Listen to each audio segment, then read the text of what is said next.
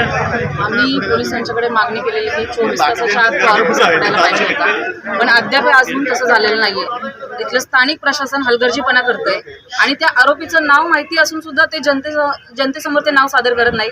जनतेची दिशाभूल केली जाते.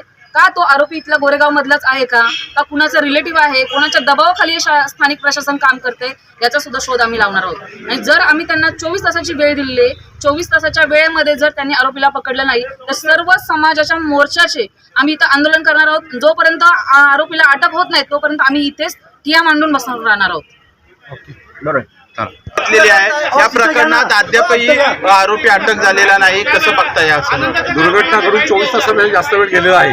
खऱ्या अर्थाने आरोपीला पकडण्यात यश यायला होतं, परंतु अद्याप प्रशासनाने पाहिजे त्या पद्धतीने नाही. आमच्या सर्वांची मागणी अशी आहे 24 तासामध्ये आरोपीला अटक केली नाही या ठिकाणी संपूर्ण भारतात विभाग बंद केला जाईल. जोपर्यंत आरोपी अटक केला तोपर्यंत या ठिकाणी पोलीस स्टेशन